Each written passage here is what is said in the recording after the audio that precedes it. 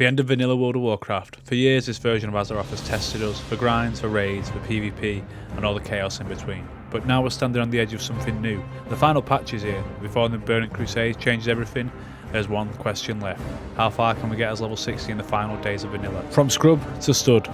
Let's find out. The plan's simple. We're hitting up dungeons, gearing up and eventually raiding with the guild. So most of what you'll see in this series will be a mix of pugs, a few guild runs and plenty of chaos. Let's be honest, pug life always brings a bit of drama. So here's where we start. Level 59, gearing up with a few dungeons ahead of us. While questing out in Western Plaguelands, grinding out the final few bars to 60, I figured why not try and check out a dungeon. I sent out a message and started looking for a group for Upper Blackrock Spire, and not long after that, I got a whisper asking if I could DPS.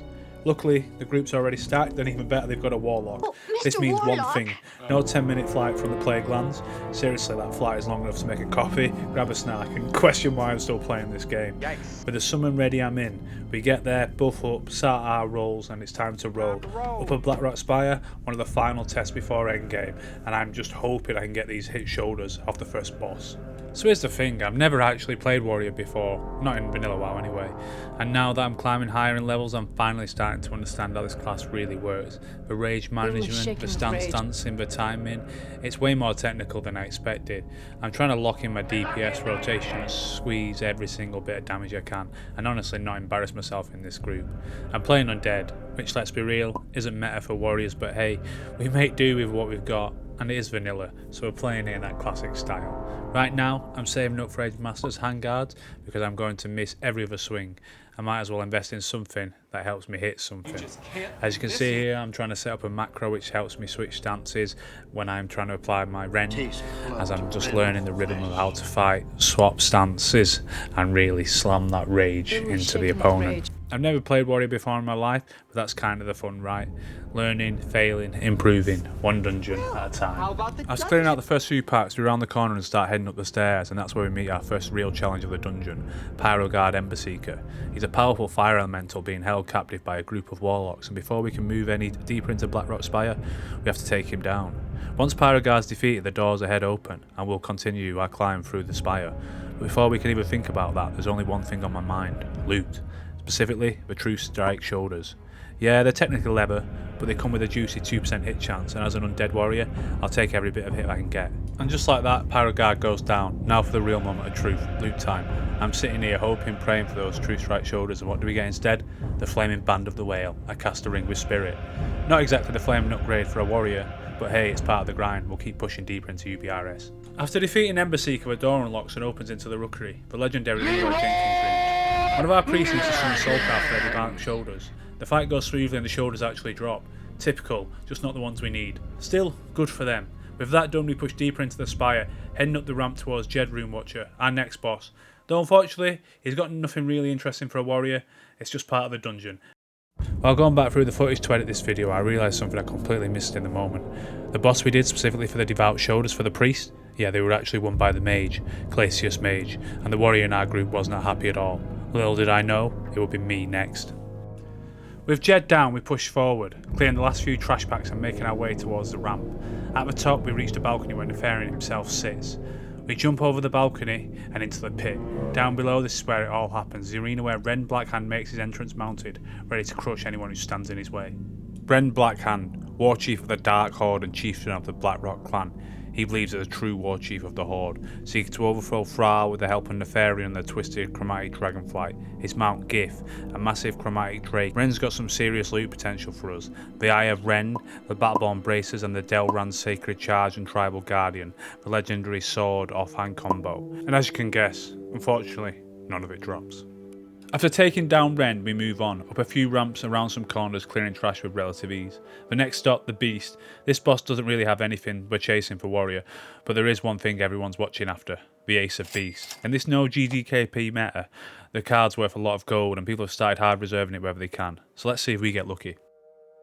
With a measly 200 gold, the Ace of Beasts might be the best drop I could ironically get in here. It would finally let me buy my Edge Master's handguards, and well, we all love edging, don't we?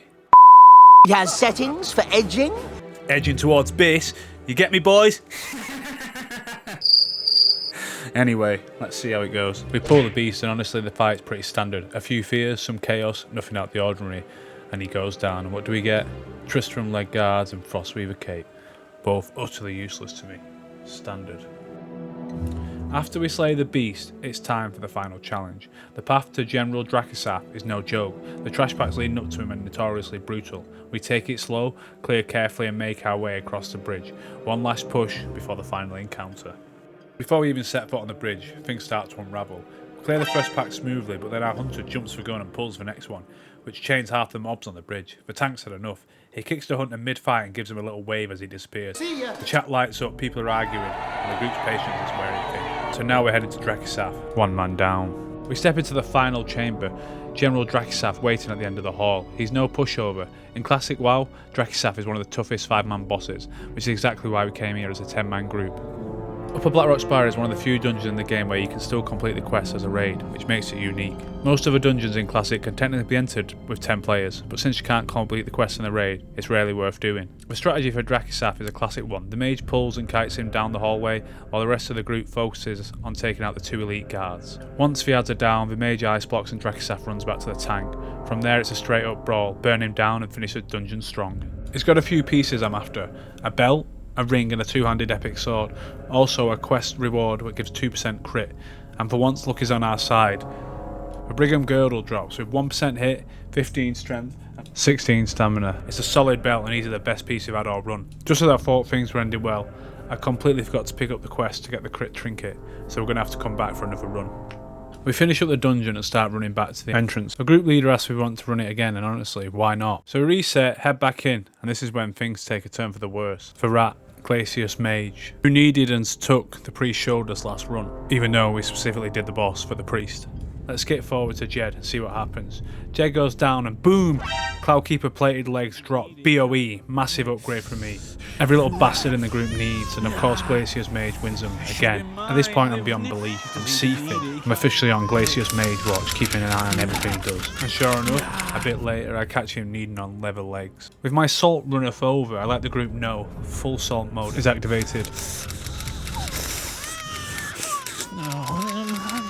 The rest of the run's pretty uneventful loot-wise. We head back to Drakisaf for one final round, and he drops the Painweaver band, a great ring for a warrior, perfect for me. This could have been redemption, but of course, I roll a 1, beaten by an 18, classic.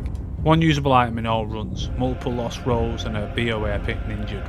That about sums it up. I feel like sprinting straight out of UBRS and diving straight into the molten core. And no, I actually mean the lava. But alas, we fight on. Next time we're heading into Zul'Gurub, AQ20, and even diving into some PvP. Luckily in PvP, you can't lose rolls. Thanks for watching, guys. If you enjoyed this chaos, drop a like, leave a comment, subscribe so you don't miss out the next episode on Scrub to Stud. Trust me, things only get crazier.